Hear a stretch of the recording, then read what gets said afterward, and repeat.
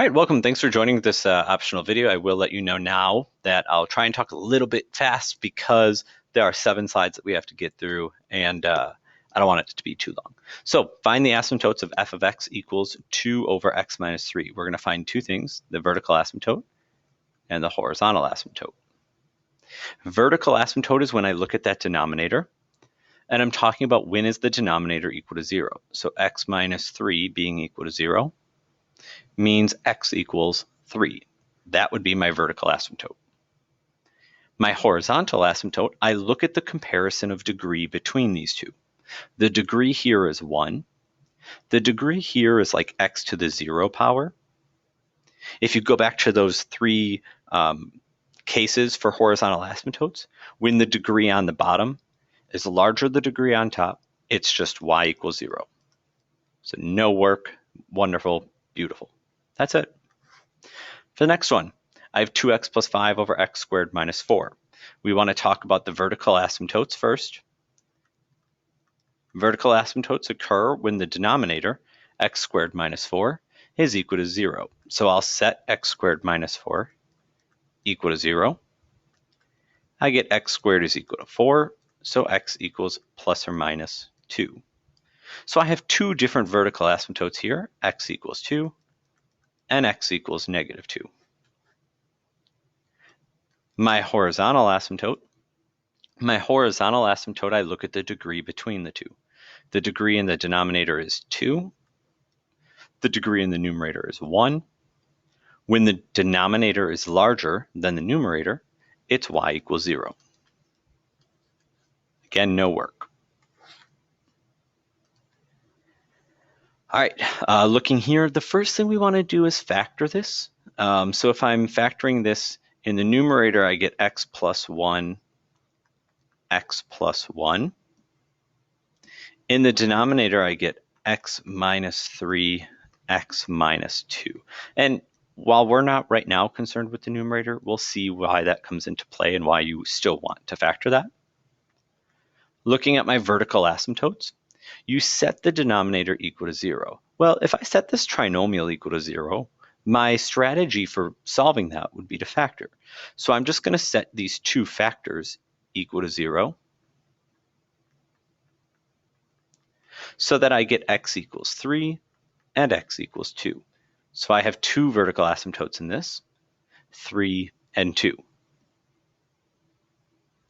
Looking at my horizontal asymptote, I look at the degree. The degree on top is 2. The degree on bottom is 2. When the degree of your numerator and denominator is the same, you look at the coefficient, and it's y equals the ratio of coefficient. So y equals 1 would be my horizontal asymptote. So not much work there either.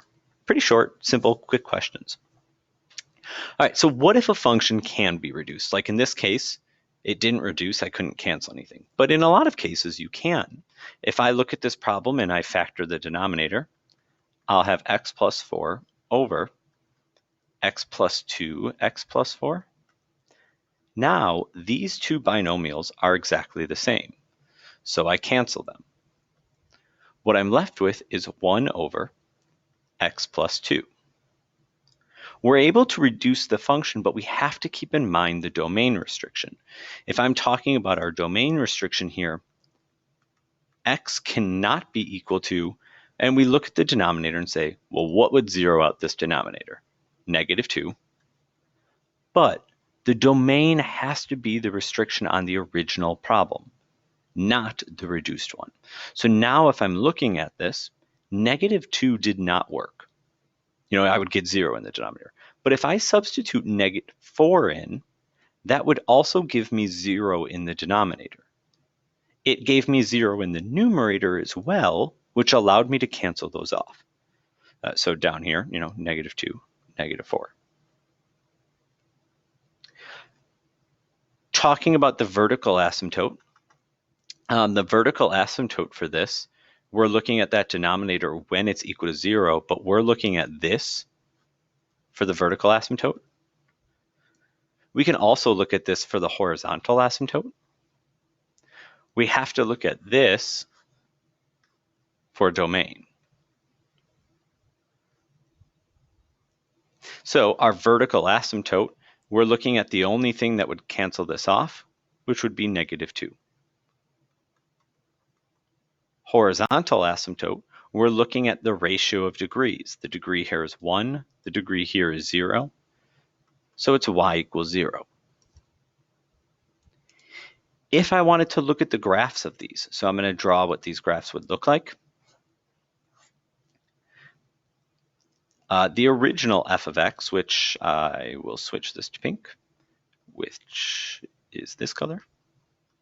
So the original graph of this in pink, if I had x plus 4 over x plus 2x plus 4, I'd have that vertical asymptote at x equals -2. The way we graph vertical asymptotes, or any asymptote, is with these dotted lines. I'd have a horizontal asymptote at y equals 0.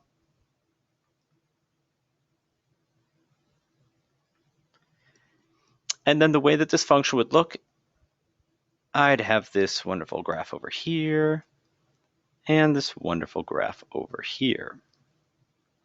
So that's the original, I'm sorry, switch that, I'm sorry. You could come in and yell at me, feel free.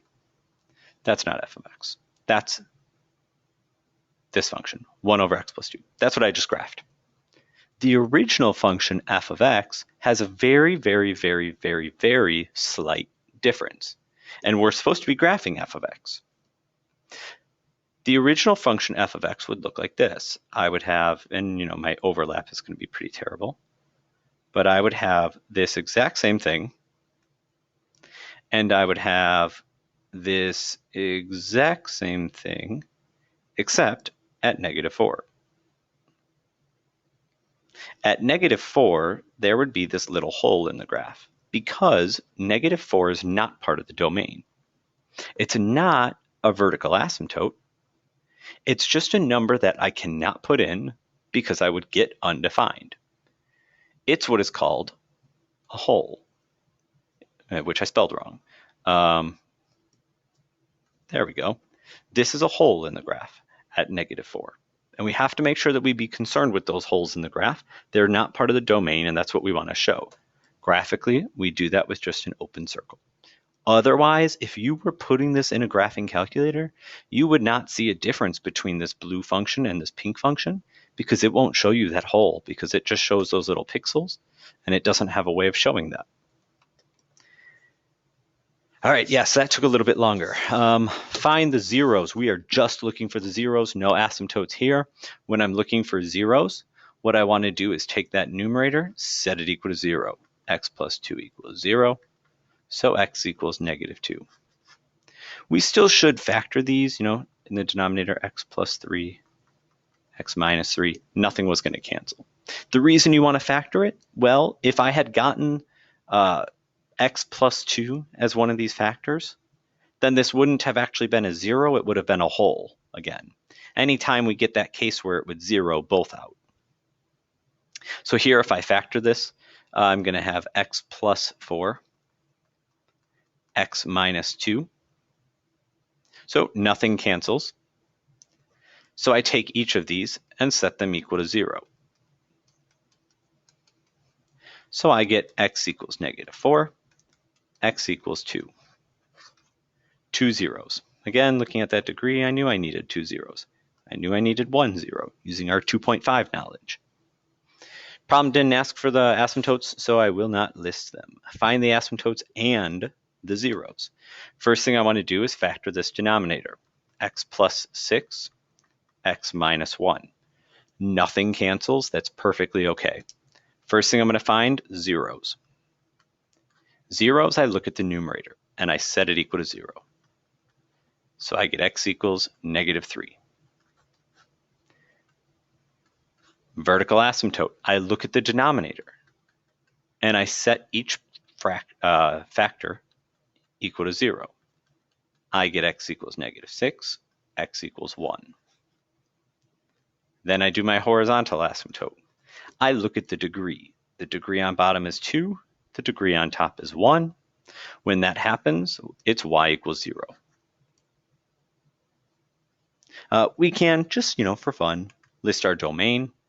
X cannot be equal to, and it's the two things that would zero out the denominator, 1 and -6. A vertical asymptote is always a domain restriction, but you may have additional domain restrictions. In the case of something like when we had that hole in the graph, the vertical asymptote was just -2, but the hole caused another domain restriction. All right, find the asymptotes and zeros. Again, I have to factor this. On bottom, x plus 2, x minus 2. On top, x plus 2, x minus 4. My x plus 2 and x plus 2 does cancel. So I can simplify this as x minus 4, x minus 2. Then, if I go to my zeros, I use this simplified version. So x minus 4 equals 0, and x equals 4. My vertical asymptote, I look at the simplified version. X minus 2 equals 0, so x equals 2. My horizontal asymptote, I look at the degree of the simplified version. They're the same, 1, so I take the coefficients. Y equals 1. Remember that the big problem that happens with horizontal asymptotes, I don't know why I said remember that because it's the first time you're hearing it.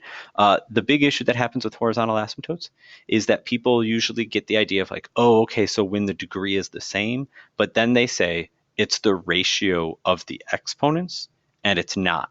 It's the ratio of the coefficients, the numbers that are in front of this lead term. So we found the zeros, we found the vertical asymptote, we found the horizontal asymptote. Let's also talk about domain. Domain, we go back to the original unsimplified problem. There are two numbers that we cannot put in because they would zero out the denominator. So x cannot be equal to positive 2, which was our vertical asymptote, but also -2, because that -2 is a hole in the graph.